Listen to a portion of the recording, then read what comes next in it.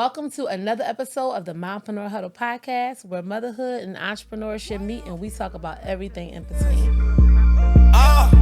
What we do. Girl, you's a boss mom. Baby girl, you so perfect. Girl, you's a boss mom. Making everything worth it. Girl, you's a boss mom. Stand on all of your business, and when it comes to investments, and baby girl, you the realest. Girl, you's a boss mom. Yeah, I like that right there.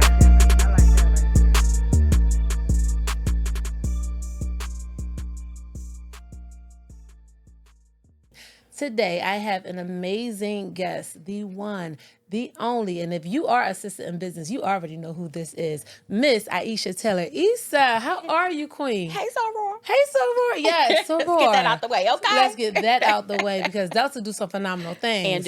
And do. Mm-hmm. How are you feeling? I am blessed. I'm excited to have you in the podcast. I can tell you that I can be honest and say that I was excited when you said yes, I will come. Of course. I was excited. I'm glad to be here. Because you are for a sister in business, you are, and I look at you as a staple for our community. Oh, I appreciate that. Thank you so much for having me. Because you, and if y'all don't know, I'm going to let her introduce herself, but she had the first expo that I've heard of for us. She had the first expo that I've heard of us, and then I've been following her. So I'm going to let her tell y'all a little bit about her. Tell the world, for the ones who don't know, about Miss Aisha Taylor-Issa. Okay. Well, hello everybody. I am just a girl, God's girl from around the way, born and raised in Brooklyn. I am the proud founder and CEO of the Sistahs in Business family of brands, which includes the Sistahs in Business Expo, the Sistahs in Business University, the Sistahs in Business Foundation, and the Sistah Shop. Our entire platform is about creating spaces, experiences, and opportunities that help Black women entrepreneurs start, grow, and scale their businesses successfully. Yes, you are about the sisters. I am. I eat, sleep, and breathe them. Yes.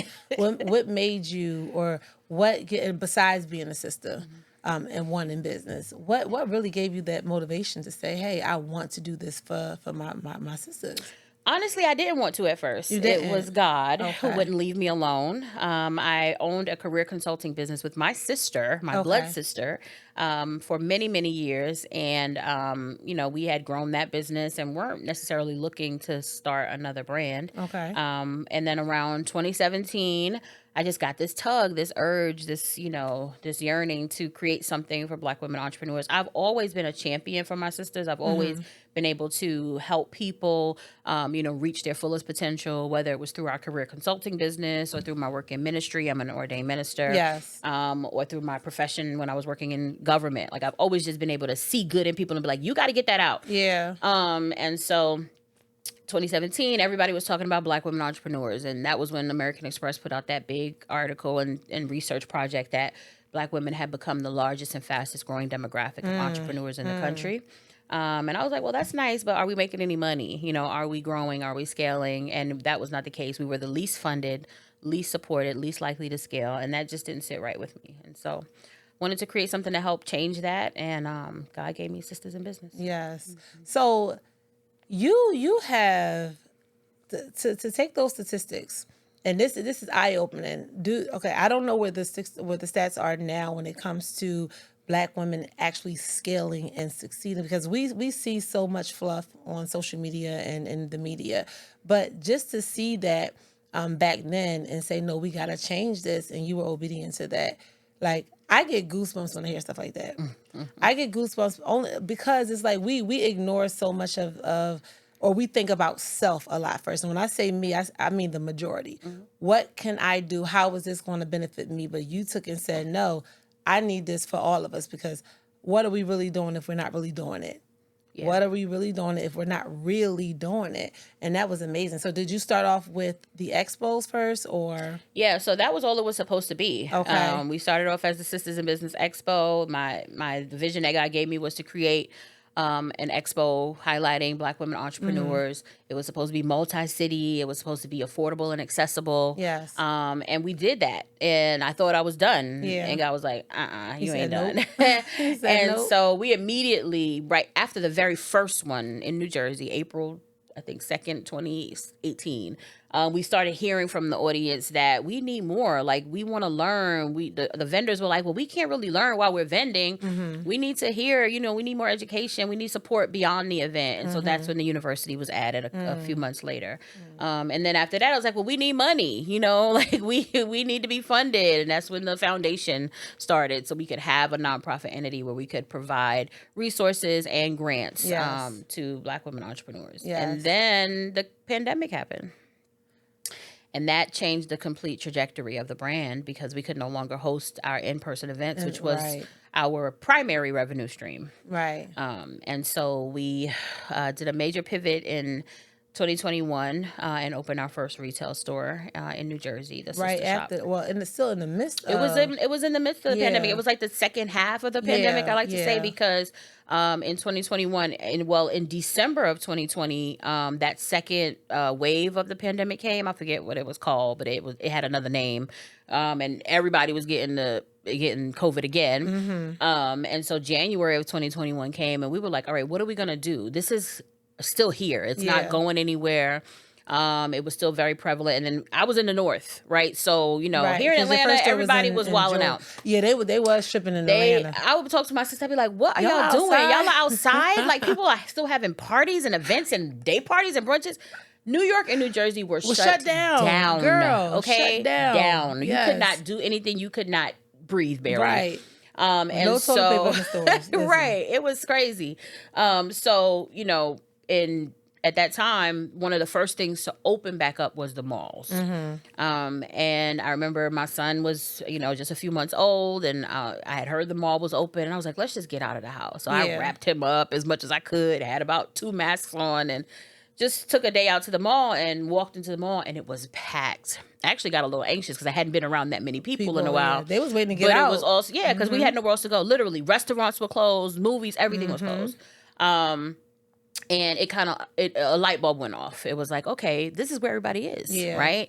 So that's how we ended Open up the first up and then, so because 21 wasn't that long ago. No. So how much time had passed? But when did you open up here in Atlanta? The very next year. So June of 22. Okay. Juneteenth weekend, actually. That's quick. We opened up the second location here in Atlanta. It was quick. It might have been too quick in hindsight, but things were going so well.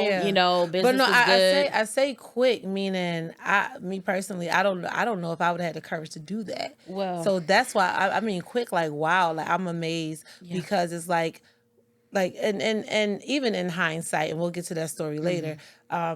Regardless, it was still the experience you had to experience. You know what I mean? Because without this experience, it's not you wouldn't have been led to your next. Right. When you don't know what your next is for next year, 2 year, you don't know, but you had to go through this transition to get to that next.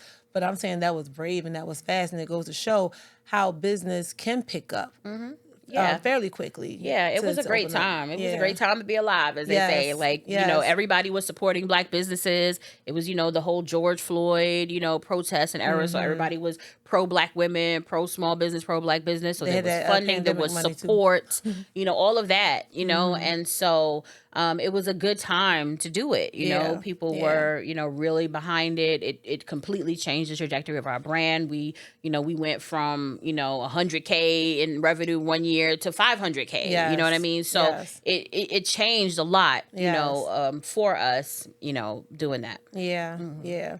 And I will say, I don't think that any move is a bad move. We make some decisions, but as long as you make the decision to do something, you're going to actively do what you need to do to make that vision happen, to make that decision work. And if it doesn't happen, it's like, okay, how do we pivot? So no decision is an absolute bad decision in business. That's how I like to look at it, because it's going to teach you. So you moved to Atlanta in 22. Not 22, you said 22. So I moved here in 21, but we opened the store in 22. Opened the store in 22, okay. So how was that whole transition? Because you was already a mom, had the store up here, and we were still new to this COVID world, to this new pandemic world. So how was that transition for you? Yeah. What made you say, I'm coming? So it was totally a family decision to move to Atlanta. I've been coming to Atlanta over 25 years. Okay, so this was your second home family. anyway. It was a second home. Okay. But I never wanted to live here, ever. because I'm a city girl. Like I am a New Yorker tried and through. This I ain't love the city train. enough I for love you. the bus. No, this is country, girl. I don't care. I still got to drive 40 minutes to get everywhere. Oh, no. Oh, right, because if you stay on the outskirts, Oh, yeah. I don't care if you stay in the city limits. I mean, It's not. Well, I don't go into the city too no, much. it's so I no don't know. comparison. There is no place like New York. Oh, you like that congestion? I like the city life. I like being able to walk to the store Yeah. when I want to and all of that stuff. Yeah. But nevertheless, I have always loved Atlanta. Just Okay. not enough to necessarily want to live here. Yeah. But, some changes were happening in my family. My parents were getting older. They had moved here. Yeah. My sister has been here a very long time, and she was doing all the heavy lifting, caring for them. And then we had a small child, and we had nobody to help because all the family was down here. Okay. Literally, everyone. Yeah. So we just made a that was a decision no-brainer. to I do would a agree. family move, to come here and be with our family and help care for my parents and have some help with our son. Now he Nice. gets to grow up with his cousins. Nice, And so nice. it was, I wouldn't change it for the world. Yeah, that foundation is important. Yeah. My mama trying to get down here now because everybody's up in Philly, and she's like, no, I want to see my grandbabies more often. And I get it. The older you get, Yep. You realize like that stuff is valuable. It's precious Like, time. precious You can't get time. it back, and Absolutely. tomorrow's not Absolutely. promised, and so I wouldn't change that for anything Yeah. in the world. So so I came, and then at the time when we opened the store here, we still had both stores. So I spent the first year going back and forth. Okay. Literally every month, to New Jersey. Wow. It was a lot. Wow, I'm about to say wow. It was Yeah, horrible, every actually. month. It became a lot. Staffing was a nightmare because, again, we were still in this COVID era where people didn't want to work. I was going to ask you that. How did you Ooh, even find child. the people who want? Because it's hard to find people who want to work now. Yeah, it Who is. wants to work now, It's absolutely so- true. And it was even worse then. And so staffing was really difficult. I would have to go up there sometimes in emergency situations to have coverage. I would be calling my friends like, girl, I need you to go to the store for me tomorrow. Like, it was always something. It just became a lot. And ideally, because when it was good, it was good. Like when I Yeah. had a good team, but people don't stay forever. And that's Yeah. one of the first things you learn in business. Like, people don't stay, They don't stay forever. They forever. have the right to go. Sometimes Right. you want them to go, whether not it's for their good. dream, No, it's not their it's not calling. theirs. So Right. I understood that. But there were a few seasons where we had a really hard time building a cohesive team. Okay. And so it just became a lot, became a strain. Ultimately, we closed that store, not Yeah. even because of the team, because when we closed it, I actually had a great team, which made it more bittersweet. But we closed it because the mall was tripping. Like, they What mall were you wanted, at? I was at Jersey Gardens. Okay. Yeah. So Okay. it's like the largest mall in the area besides American Dream. American Dream came later. But when we went in, everybody was like, again, pro Black business, pro women, they wanted you in there. They claimed they supported us. And then, a couple of years later, they wanted to triple our rent. Yeah. Because we started to level out then. Yeah, people were back outside. They didn't care about us anymore. They didn't care. And so they wanted to triple the rent. And I was like, y'all are crazy. You can have it. Even if got I it. had the money, I wouldn't give you that because it just Right. wasn't worth it in that Right. space. Right. So so that was why we ultimately closed the store. But when I closed, I had a really good team. Yeah, I miss And them. it's hard to find a really good team. And since you recently closed down here in Atlanta as well. Yeah. How was that? What was that? Or the story behind that? Oh, child. It was, it was necessary. The whole landscape of retail has changed so much. Yeah. Everything is more expensive. People are not shopping like they used to in store. Yeah. And it's just a very different climate. The funding is not there. The support is not there like it used to be or like it should be even. And so it was a difficult decision, probably more emotional than anything because the numbers if you look at the numbers, it was an easy decision, right? We were not making enough revenue to support the expenses, just yeah. point blank, simple. The overhead will eat you alive. Yeah, I mean, it's a very expensive venture, which is why more people don't do it because it Yeah. costs a lot of money. And so ultimately we made the decision to pivot to a fully e-commerce model. So we've always had e-commerce, but now we are fully e-commerce. Yeah. So, yeah. Yeah. I see a lot of bigger brands do that as well. And Every day. Every day. And that's so funny. That was one of the most annoying things. When we were closing the store, once we announced that we were closing, people would come in and be like, "Oh my God, why are you closing?" And I know they had good intention, but it was just an annoying question because I always want to say, why do you think all these other stores are closing? Right. Like Macy's is closing locations, JCPenney's, Party City, like the list goes on and on and on. We're closing for the same reason that they're closing. But they don't understand the business behind it, right? They don't understand that we're in competition, and when I say we, not even just, but even the bigger brands, they're in competition with the Amazons and the absolutely. And you have to go e-commerce, right? So, and if you're not getting out there to shop, if I'm not seeing you, then it should be a no-brainer as to why we have to close. But I can see how, like you said, like we get attached to these things emotionally, absolutely. And it's like we feel like all this hard work that I put into this, but it's a pivot because you're still here and the knowledge that you gain behind that. Now, what do you feel like your next move is to help teach or to better educate our people about e-commerce and business and storefronts? What do you think your next move is? Because I know there's a mission in this story, in this testimony. I think to a degree it's still unfolding. Okay. I am doing more teaching. Okay. We've always had the university. We have partners that provide the education. I do some of it. We have other, professional sisters in business who teach, but I'm doing more teaching. We actually just had a class this morning on how to start your business the right way, because so many people don't know how to do that. And so just doing more teaching and really just trying to hear from God in terms of what is next for the brand. We're also obviously trying to continue to grow the e-commerce side. And we're going to be making some changes in that regard too. I'm excited to announce soon, but I won't be announcing it no just drops yet. here on the huddle. No drops here just yet. I still got to work a few of the kinks out. Soror. Come on, Soror. No, but it's not going to be, it's really more on the back end. It's really more for the brands, but it's going to change the model a little bit. But we're excited about that. But yeah, our goal is still to be the Amazon of Black women-owned brands. Well, what about the Expo? Are you planning to do another Expo? I mean, because I need to change. I need to table for least. I'm ready this year. Like we got listen. So we have pivoted a little bit away from the large scale trade shows that we have been known for. We're doing more intimate, smaller, events compared to the larger ones. I mean, they're still large to a degree, still impactful, but I don't necessarily have to have a room of 1,500 people, right? I have had rooms of 150 people that have been extremely impactful, like our Mompreneur brunch, recently. That was a beautiful event. It absolutely was, and I think we had about 120 people in there, about 20 vendors, not even 20. We had about 17 vendors, and it was bananas, right? So you learn over time, like, right, that it's quality over quantity. So we will still be doing. So this is kind of a drop because I haven't announced this publicly yet. We announced it to some of our internal vendors, but we're doing a Sistah shop tour. Oh, nice. So it's basically the store on wheels, not like a van or anything, but she'll do pop-ups we're bringing the Sistah shop experience to different places. I love it. So that is happening. So again, still events, but a much smaller scale, but still greatly impactful. Yes. Still creating spaces and platforms for our sisters to showcase their products and services, because that's what it's always been about for us. So yeah.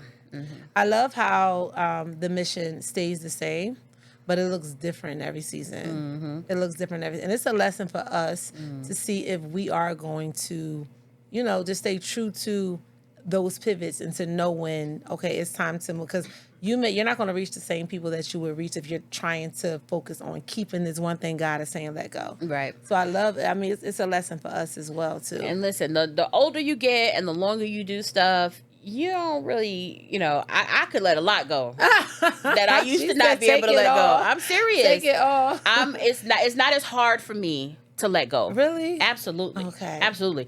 Even some days I have to reel myself back in, okay, Aisha, give it a chance, right? Because, I've been through so much. Yeah. I have been through so much building this brand. People have no idea, the pain, the turmoil, the tears, the late hours, the missed time, with family and friends.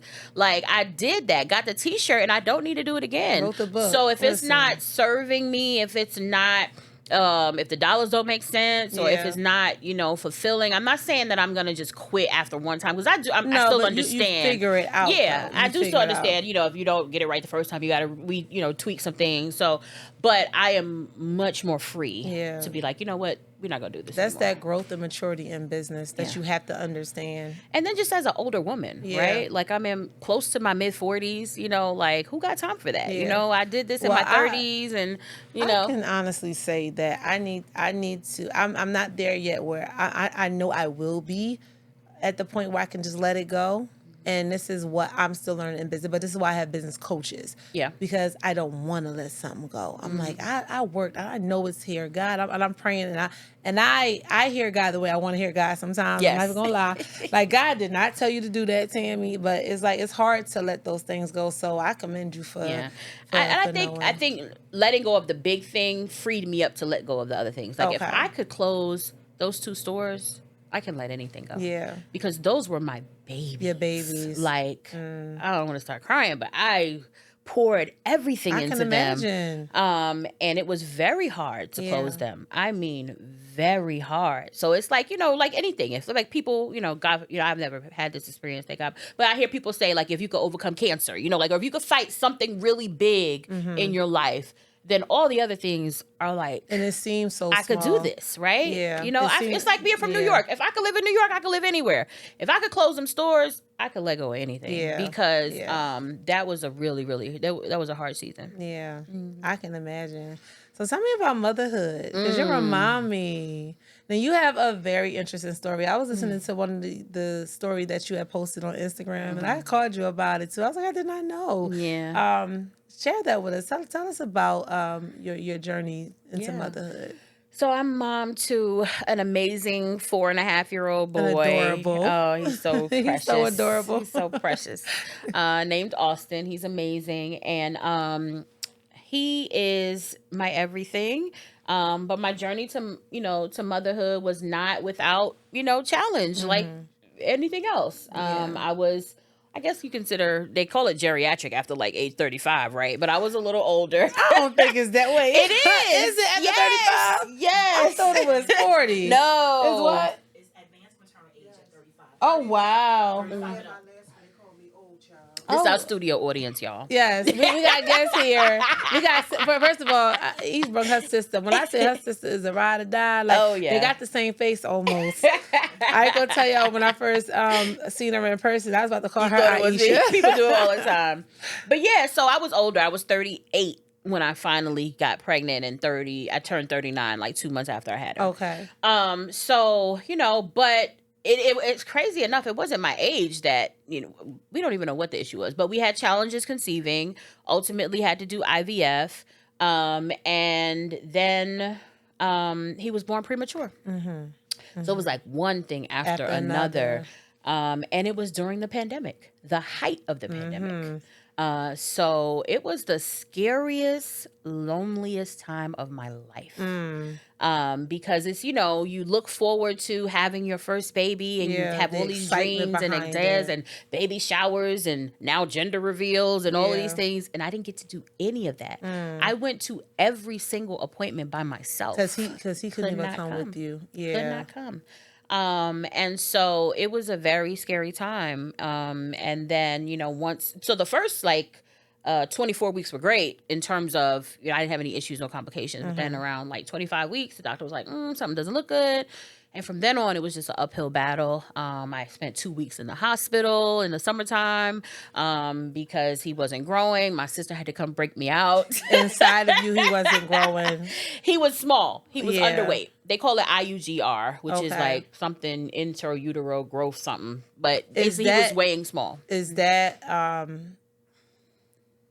don't want to say normal, but is that a complication due to IVF? Is that something? So funny enough, they don't tell you these things. They don't tell you about all of the potential challenges when you are doing IVF. Okay. But once we found out that he had a weight challenge, on my own research, I found that is common in IVR births. Okay. So, and there are lots of things that are common in IVR births, and it's just a matter of whether you end up having that experience or not. So, you know, it could have been related, but it may not have been, because there are plenty of IVR births that don't have any problems with their weight.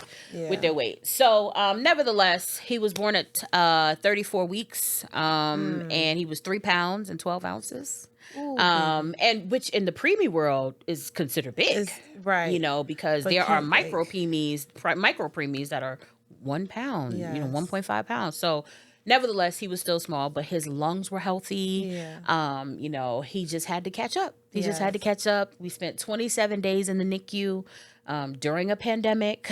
Again, just a very high anxiety time. I developed anxiety. I had never dealt with anxiety. Never. So where was your faith at? Were you a minister by then? Oh yeah, I've been a minister over 25 years. So where was your faith at? Because I know, and I don't know about you, but I'm guilty of questioning a lot of times when things go wrong, and they expect us as believers to always be in that mindset of, okay, God's going to work it out. God. But did you ever question through that entire transition from, you know, from motherhood, then going to the store, then the ups and downs, and then where was your faith at? You know, I have a crazy kind of faith. You know, I definitely knew God was with me, and I know He is still with me, right? Obviously, every step of the way. Absolutely. And so, yeah, I have questions. I've been angry, but God can handle it, right? Like He can handle our questions. He can handle our anger and our concern. You know, honestly, in my most challenging times, my husband has been the one whose faith held me down, because I was just like, oh God, I can't take it. And He's like, He was your rock. Okay. Because, you know, it gets hard. I don't care how much faith you have. I don't care how holy you are, how much you read the Bible. When life hits you, it hits. It hits you. And, you know, you can pray all day, you know, but when you say amen, you still got to keep going. And so, yeah, there were some difficult times, but my faith definitely, my faith, my worship is like medicine. Like, I gotta have it. That's why the pandemic was just so weird for me. Like, not being able to go to church was just very out of box for me. But I got used to it. But nevertheless, it was a fight to get back into church. That's a whole other story. But anyway, yeah. So it's been there. It's never left. I am a faithpreneur. This is a faith-based business. We make no apologies about that. And it has been nothing but God that has kept me and is still keeping me. What lesson do you think He was trying to teach you through that whole process? Which one? The biggest lesson through the whole. Well, first let's talk motherhood. What lesson do you think He was trying to teach you? Well, first of all, that He's a miracle worker. Yeah. He is a miracle worker. I had seen someone very close to me go through the same thing. And never thought that it would be me. And so when my turn came, I at least had a point of reference, because I had seen God work a miracle in her life. Right. And I was like, if God could do it for her, God could do it for me. He did it before. And so you can't tell me God is not a miracle worker. Because you see it in other people, you know, you hear about them. But to know firsthand, you know, that, and to see, and to hear doctors tell you that you probably will not have a child. To have that child, every day I look at my son, I know God is real. I don't care how big he gets, how annoying he is, how much he's talking, because that's a whole nother story. You know, all of the things, I know God is real. And the same is true, you know, with the whole business challenges and the ups and downs, right? Like, you know, I have a lot of questions. I still have a lot of questions, you know, but I know that He has a plan. Because I am a believer. I know He has a plan. I can't just preach His word and not believe it. And so I know He has a plan. I know His word is true. I know that He is working behind the scenes on my behalf. And I'm just excited and grateful about what He has done, what He is doing, and what He's about to do. I love that. Absolutely.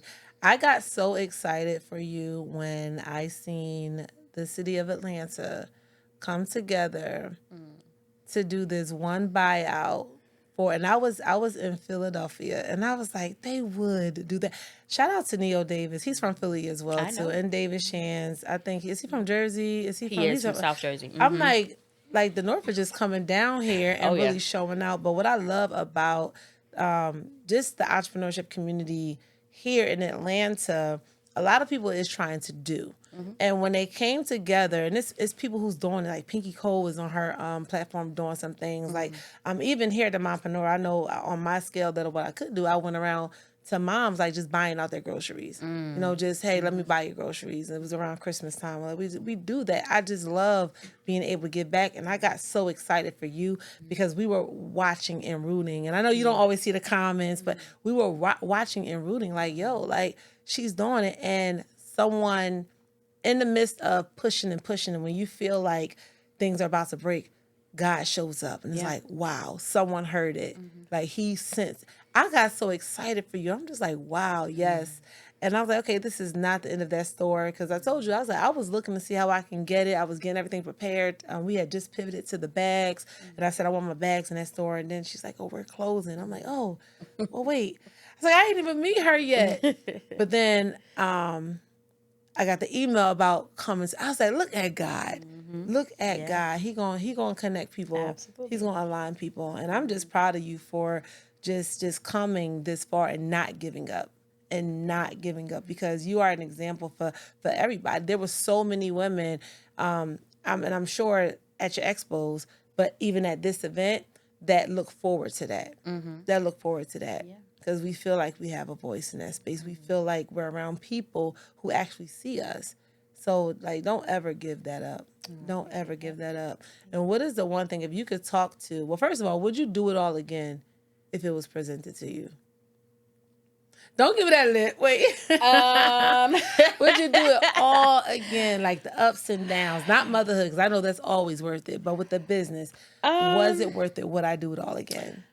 I mean, I guess to a degree. I mean, obviously, if I'm having a chance to do it all again, I'm not going to do it the same, right? Okay. Because I have lessons now. Yeah, I've learned. you knew what I knew. So, you know, I would apply the things that I've learned and, you know, make maybe some better decisions or some different choices. And then also you have to remember the time, right? Like, this is a different time. Yeah. So if I had to do what I did in 2018 and 2025, it's not going to look the same. It ain't going to hit. Because so many things are different. Nobody was talking about AI in 2018. Right. There was no, you know, all of these different technologies, you know, at that time. So many things are different now.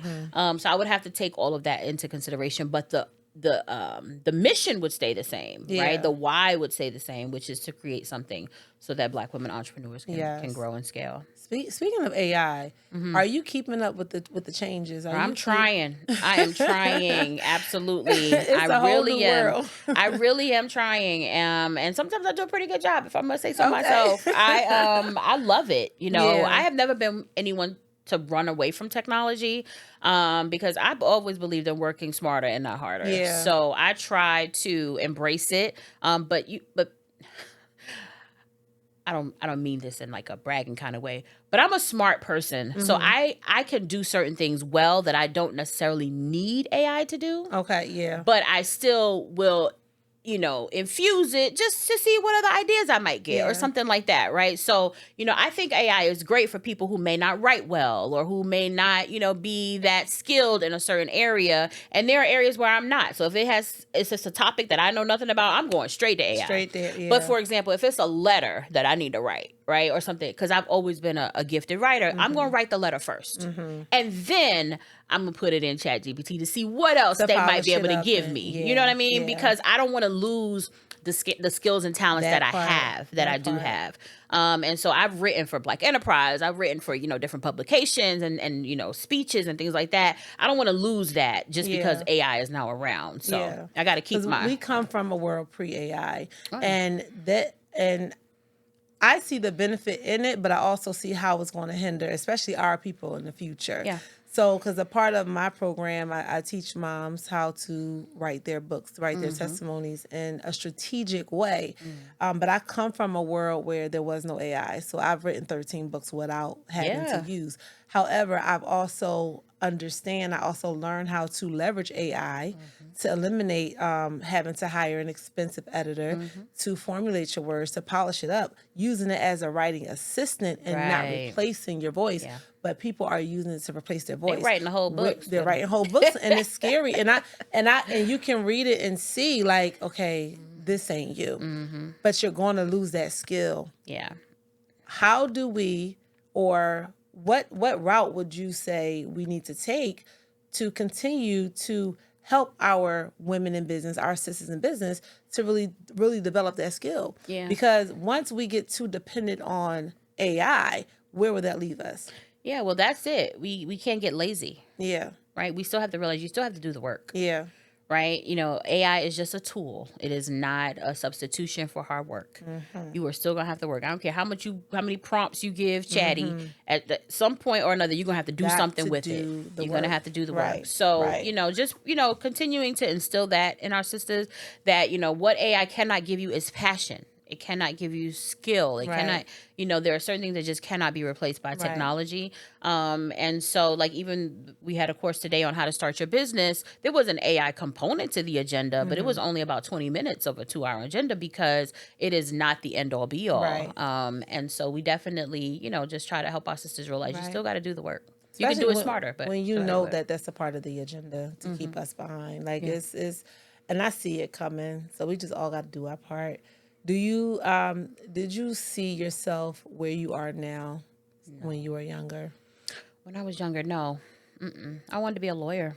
Oh, I can see that though. I wanted to be a Or lawyer. I can see you as a teacher, or I can see the lawyer. I can see. Yeah, I definitely wanted to be a lawyer. I don't know what, other than that, I didn't really have a whole lot of vision. I just knew Okay. I was going to be in the church in some way. I grew up in the church. I've been a minister since I was 20 years old. So that, I knew would be somewhere in my future. I've just been kind of taking it one day at a time and seeing where God leads. I definitely didn't think I was going to be living in Georgia. I can tell you that. But yeah. Do you think your younger self is proud of you? Oh, that's a good question, Tammy. I do. I do think she's proud. Yeah. Yeah, I do. Well, I'm proud of you.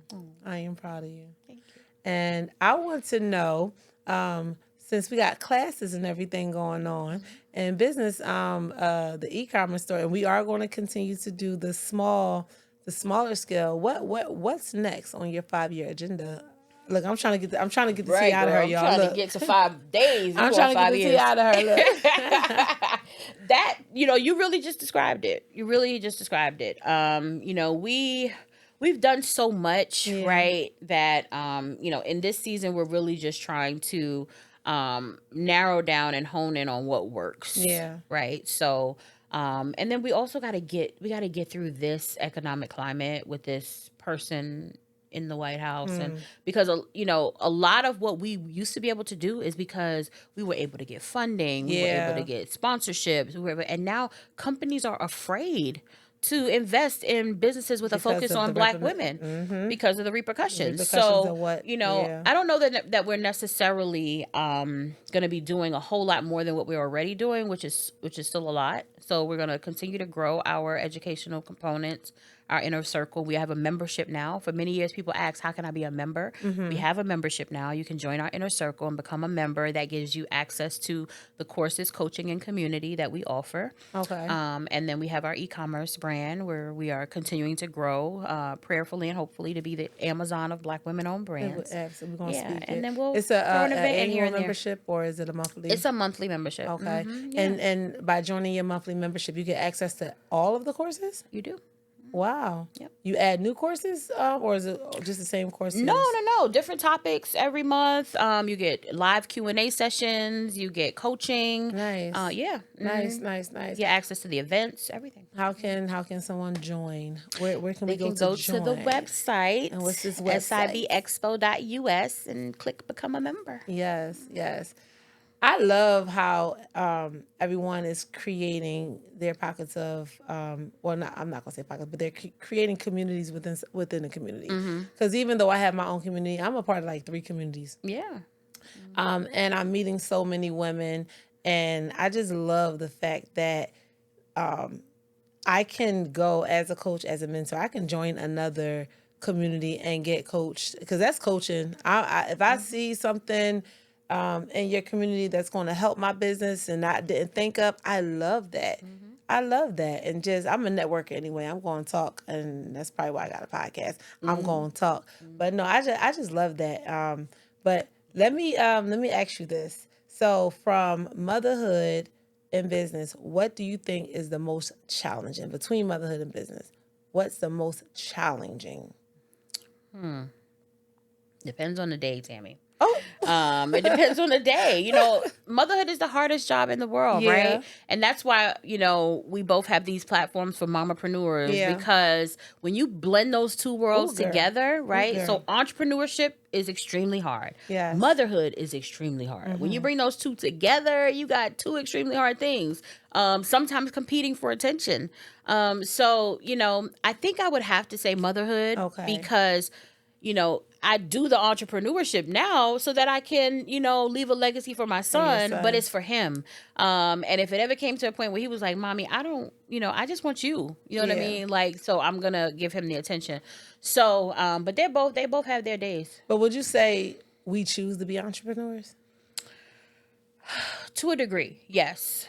To So- a degree, even with the calling. Because Yeah. even with a calling to ministry, you ultimately have to make a choice. Yeah. Right? Like you have to make a decision to surrender. Yeah. Right. Yeah. So, you know, I got this vision, this calling, this urge to create this brand, but ultimately I had to make a choice to do Right. it. I make a choice every day to continue doing it because I could be like deuces. You could be deuce. Yeah. Right. So, you know, but motherhood, you know, you don't have You can't no turn choice. that off. I Once can't. you right. This is- you Yeah, can't I hear turn it. stories about people who, you know, willingly leave their children, and I just can't I cannot understand I it. can't imagine. Because I can't imagine life without him. Oh, wait, first of all, I pray for any mom who is in that space dark enough to feel like she got to leave her baby. I pray for any woman because, I mean, you never know what anybody is going through. Absolutely. But I can't imagine that. Yeah. I cannot imagine that. But this was an amazing, insightful conversation. It was. And I am so glad that you came here and joined me. And you want to come on camera and say hi? No, she said no.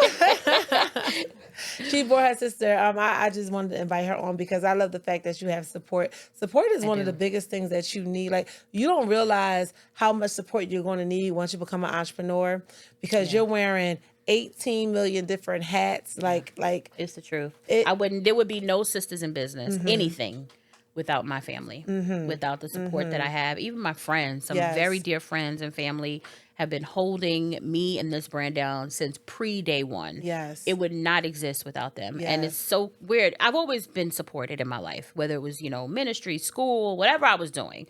You know, if I had a speech to give, like, my people going to show up. They Like, gonna that's show just up. how I was raised, my family, you know, my friends. So when I've met people who don't have that, it's strange to me because I'm not used to it. You're But not I have used to it. learned that a lot of people don't have They that. don't. They don't. We They have don't. women who come to our, you know, to vend at the events and they have nobody with them. They couldn't get anybody to come with them. And at first it was like foreign to me. I'm like, because my people, they beat They me show there. up, They like yeah. where we need to be, you know. So we have to be, you know, have to empathize and, you know, be supportive as much as we can because some people don't have support systems like that. And you know what? I was about to close out, but I Mm-hmm. need to make because you put this on my heart. So recently, I've got into the spirit of offering my services. Like, if I see someone or if they start following me and I started following them and I'm just seeing they got something coming up, I literally DM people, hey, and I don't announce it on the page. I'm not going to say who the people are, but I'll DM people, hey, if you need any help at your event, if I'm available, I would love to come and help. I will work the door. I will do whatever it is. No, not for money, not for pay. You don't even gotta say I'm Tammy. I don't need no announce. I don't need. I just want to help serve. But people take that the wrong way. Yeah. And I took it, and recently I did that, and one woman, and it's not, and I understand why she would do this, and I don't even know if it was directed towards me, but I kind of took it that way when she got on her platform and. It's like, oh, now everybody want to help me because they see me doing an event. Now everybody want to be in a room or want to do your own event. And I was just like, wow. And I didn't know if that was directed towards me, but it came right Felt like after it me. was. Yeah. That was probably like the 5th person I did that with. And it just was like, okay, well, I wasn't taking it as that way, but I'm like, how can you, because I know how it feels not to be supported. How can you show up in their life for women and then that's how they're receiving it? I'm like, are we really that closed-minded to think that everyone is always after us, or are we? I don't know. It's just Yeah, she's speaking from a place of hurt, probably, you know, just she's dealing with her own stuff, Yeah. basically. And And I unfortunately, figured. sometimes people project that, you know, onto others, you know, but you keep doing what you're doing, right? Absolutely. Like, you know, you may not do it with her again, but you know. know, you And keep doing what I you're was doing. like, okay, why would you leave it there? I didn't know if You didn't know, right? The But, offer you know, still stands if listen. she did need help, but that did not stop me from sending messages to a few other women, just because I know like how I'm called to serve. Yeah, I am I've called had to people serve. show up for me. Yeah. When I needed it the most and didn't even know I needed it. Yeah. You know, total strangers. Yeah. God will use total strangers. Total strangers. To help you and be a blessing to you. And so I, you know, as much as I can, try to do the same for others in whatever capacity. Yes. Because we got to be there for each other. Absolutely. Absolutely. Well, yes, this was amazing. And if y'all need to, first of all, I want y'all to follow her. I want you to drop your what's your Instagram? So my personal page is SIB Founder, stands for Sistahs in Business. Yes. So SIB Founder, and then the brand page. I don't know why this earring keeps coming out. My stylist didn't do a good job. Ooh! My ear. We got the stylist in the room today, y'all. I'm just playing. I didn't have no stylist today. This was me, all me, okay? Just a jokey joke. Just a little jokey joke.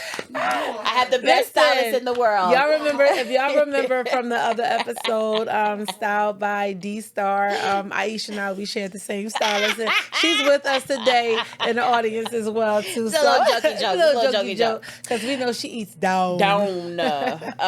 But... yeah, so my personal page is SIB Founder, and then the brand pages are SIB Expo and the Sistah Shop ATL. Those are going to be changing soon. Okay. But just, you know, you'll see the updates. Yes. You know, join our mailing list. I always tell people join the mailing list. Yes. That is the best way to stay connected, stay up to date on what we have going on, because you know the algorithm don't be algorithming at all. And you can be following somebody and never see their stuff. So the best thing to do, you can subscribe, of course, for updates, but always join the mailing list because everything goes to the mailing list first. Yes. Make sure y'all get in contact with Sistahs, especially if you are a sister in business. Reach out, and I'm going to volunteer her DM. Go shoot her a DM. She's one of the sweetest persons that you can honestly meet for the first time. And I felt that from her. I'm like, okay. Because I looked at her as a celebrity level. I did. I'm not even going to lie. Because I've heard of Sistahs in Business even before I got down here. Like when I was going through my divorce and starting up Liche and Sistahs in Business. I'm like, okay. All right. And you know, it's so funny. There are so many, quite a few people who know us from Jersey, Philly, who are now in Atlanta too. Like even Keli, who was the moderator of the panel. She was first on our panel in Philly, right? Years ago. I call her SZA. I said she give me SZA vibes. Years ago. Hilarious. So, you know, it's just good to be on this journey with people, even if you didn't know them. Right. But if, you cross paths after a while. And we have a lot of people who've just been with us since the day one. I call, you know, the OGs. And then we have a lot of people who just met us, you know, through the Sistah Shop. So we're grateful for it all. Whatever point in the journey you came through, we love you, we appreciate you, we support you. And if you have not crossed paths with SIB, Sistahs in Business, yet, this is your sign. If you've been wanting to, this is your sign. So just reach out, connect, shop the brand. And I would not be me again. I cannot forget to announce. I can't forget to give a shout out to our official sponsor, Liche Capri. That's LECCECAPRI. Make sure you shop Liche Capri and use the code Huddle for 20% off. And I will drop the link. I will drop the link to both of our sites in the comments section, the description section. And I want you to leave a comment. Let me know how much you enjoyed this episode. What was your takeaway? And did you start an e-commerce business? And how is that going for you? Or any takeaways from this episode? Let us know in the comments. We want to hear back from you. Special shout out to all of the women that's moving and shaking. Special shout out to everyone who recently joined our Facebook community. I see we are growing. And everyone who recently subscribed to this channel, thank you. Continue to share, continue to get the message out there, because this is the only way that we're really going to keep pushing forward and helping the agenda of us, right? Is if we're sharing, if we're talking about it. And don't just just do it for self. We do it for each other because I am all about spreading the love myself, and I do it for brands that don't even know I do it. So shout out to all of us. But we're about to get up out the studio again. Aisha, thank you for joining me. Thank you, Tammy. Thank you for coming. And this won't be her last time here either because I got some plans for her as well. Okay, I got some let's do plans. it. She don't even know it yet. I got some plans. But y'all stay true to who you are. And as always, crowns on, chin up, and you rock the rest of your week. Have a good night.